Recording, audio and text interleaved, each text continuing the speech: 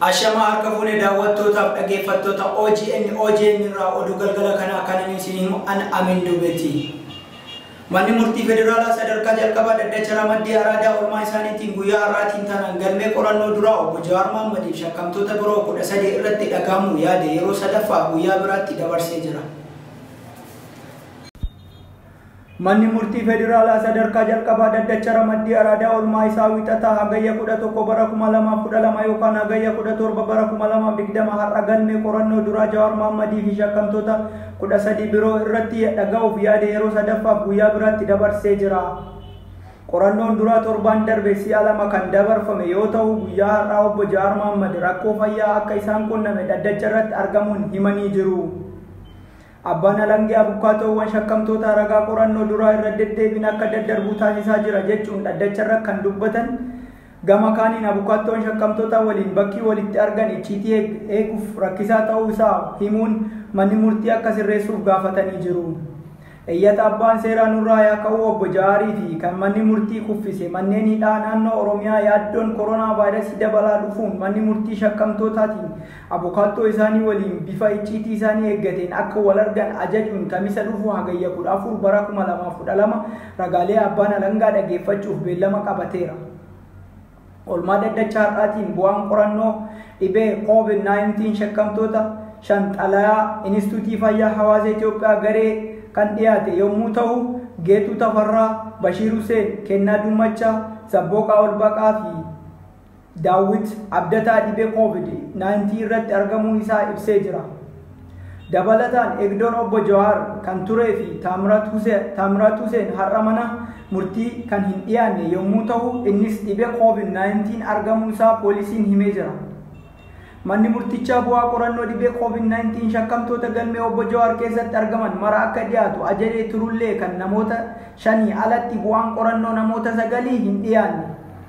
Obbo Jawaar Mohammad baay'ee na dhukkubeera. Mallattoo himuu hin barbaadu. Qoricha dhukkuba baay'anachiisullee fudhachuu hin dandeenye jechuun dhaddacha keessatti turuu akka hin dandeenye fi manni murtichaa innasuma akka isaan geggeessu gaafatanii jiru.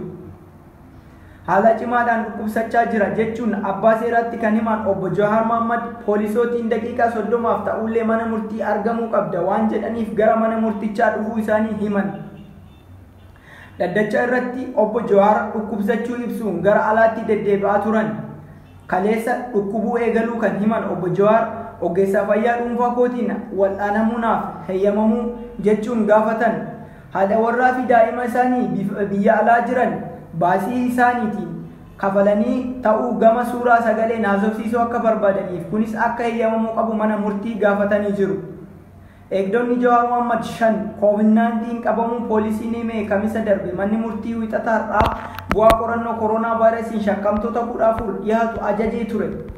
Obbo Jawaar waliin hidhamanii kan turan obbo Hamzaa Booranaa dhaddacha har'aatiin iddoo nuti arfan itti jirrutti COVID-19 kan nu saaxilu ta'uu isaa mallattoo nurratti mul'achuu isaa dubbatanii jiru. Qufaa cimaa nu qufaasisa. Kan dura qorannoo nuuf taasifamuu iyyachaa ture dhimma kanarratti manni murtichaa ajaja nuuf kennu jechuun dubbatan. Kana malees dhibee sukkaaraa fi dhiibbaa dhiigaa akka qaban mana murtichaatti kan himan obbo Hamzaan tajaajila yaalaa akka argatan akka taasifamu gaafatan. Qorannoo COVID-19 akka taasifamuuf gaafatanii jiru. Obbo Baqqalee Garbaa namootiin galmee isaanii keessatti argaman dhukkubsatanii osoo jiran ragaalee abbaa alangaa dhaga'uun akka hin qabne dubbatan. Kana malees iddoo itti hidhamanitti iddoo abukaattoon isaanii waliin wal arganitti haasa'anitti kaameraan suuraa sagalee waraabu ta'uu isaaniitiin abukaattoowwan isaanii waliin icciitii isaanii eeggamee mari'achuu akka hin dandeenye fi abukaattoo isaanii waliin osoo hin mari'atiin ragaalee abbaa alangaa dhageeffachuu akka hin qabne obbo Baqqalaan himanii jiru. Abukaattoon obbo Jawaar Mohammad Fayi guyyaa har'aa jimaata maamiloota isaanii arguuf wayita deemanitti gara mana murtii deemanii jiru jedhamanii akka himanii fi osoo hin argin ooluu isaanii himanii jiru. Kana malees har'a ganama kaameraan iddoo maamiltoota isaaniitti haasofsiisan kaa'amee akka ka'uuf gaafatanis poolisootiin kun humna keenya ol jechuun akka deebisaniif dhaddacha hubachiisanii jiru. Kanaafis nuyi fi maamiltoonni keenya kutaa kaameraa hin qabne keessatti icciitii keenya eeggannee akka haasofnu haalli nuuf mijachuu qaba jechuun dubbatanii jiru. Ragaalee abbaan alangaa dhageeffachuun beellamni yeroo biraa kennamuu qaba jechuun mana murtichaa gaafatanii jiru. Abbootiin alangaa gama isaaniitiin dhimma kaameraa jedhame quba akka hin qabnee fi akka qulqulleeffatan himanii jiru. Abbootiin alangaa immoo abukaattoon shakkamtoota beekaa adeemsicha akka harkifatuu fi ragaaleen akka deddeebi'anii fi akka nuffan gochaa jiru jechuun beellamni guyyaa biroo osoo hin darbin jecha ragaalee akka dhagahamu mana murtichi gaafatanii jiru. Kana malees koronaa vaayirasiin jiraatee dhiisee shakkamtootaaf uffataa fi nyaanni dhiyaachuuf akka qabu akkasumas ulaagaan ministeera fayyaa ajajuun maatii abukaattoo fi abboota amantaa isaanii waliin akka wal argan taasifamuu akka qabus himan. Mirgi isaanii sababa koronaa vaayirasiin daangeffamuu hin qabu. Yoo hin taane manni murtichaa tarkaanfii ni fudhata jechuun dubbatan. Dhimmichi qorannoo dhibee COVID-19 ilaalchisee poolisiin bu'aa qorannoo shakkamtoota 9 hafaniif akka dhiyeessuuf manni murtichaa ajaja dabarsee jira. Obbo Hamzaan dhibeewwan biroo himatanii tajaajila akka argatan obbo Jawaar Mohammadis adeemsuma yaalaa hin jiruun akka wal'aanamanii fi kunuunsis akka taasifamuuf ajajni kennameefii jira. Gama biraatiin obbo Jawaar Mohammad baasii isaa ofii mataa isaaniitiin haadha warraa fi daa'ima isaanii akka wal argan haasa'aniin haalli akka mijaatu murtiin darbee jira. Dhimma kaameraa wal qabatee shakkamtoonni abukaattoo isaanii waliin icciitii eeggate akka wal argan kan ajaje yommuu ta'u ragaaleen abbaan alangaa dhageeffachuun kamisa gayya 14 bara 2012tti beellama biraa qabatee jira.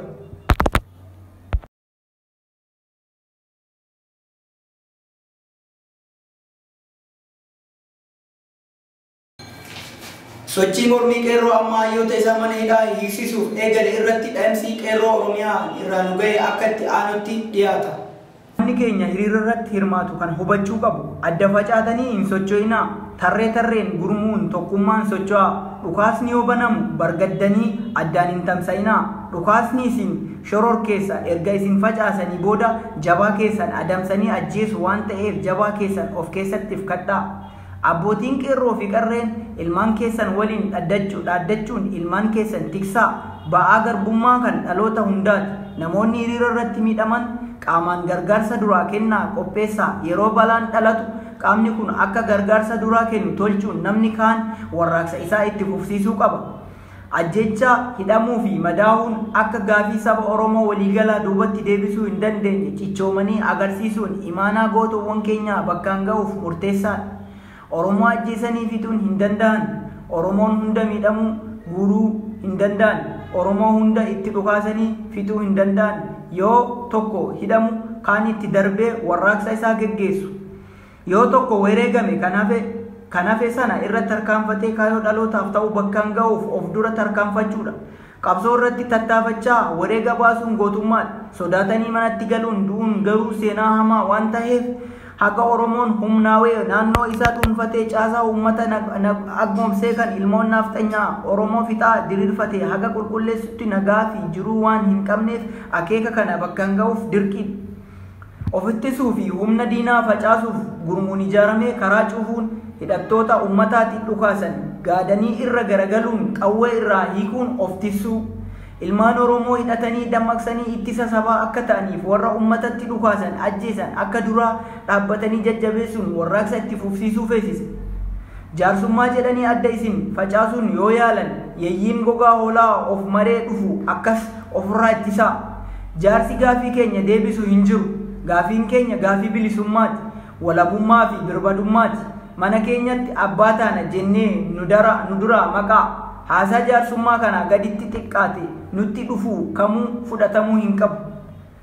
Hiriirri bahamu hunduu gaafii wal fakkaataan kan maksamu ta'uu qabu. Wacaa fi iyyaan osoo gaafatamuu barbaannu akka nu jalaa hin burjaajomne injifannoon kan uummata Oromooti. Olmaa guyyaa har'aatiin wal qabatee jiraataan magaalaa Awwadaay tokko OJNitti akka himetti qeerroon sochii eegaluu isaa hima. Bal'ina oduu kanaa akka itti dhiyaattu Leencoo Abdiitu nuuf hima. Guyyaa raantanaa bulchiinsa magaalaa Awwadaay keessatti sababii dhukkubsachuu fi osoo dhukkubuu dirqamaan mana murtii geessuu obbo Johaar Mohammad sababeeffachuun qeerroo fi qarreen jiraattota magaalaa Awwadaay martinuu daandii bahuun mormii dhageessisan. Kanaan walqabatee magaalichatti humni addaa poolisii Oromiyaa dhiyeenyatti eebbifaman ijoollee rukutuu fi dorsisuu jalqaban. Haa ta'u malee ijoolleen osoo du'a Jawaar hin dhageenye nuti dhumnaa jechuun murannoo fi ofitti amanummaan mormii itti fufaniiru.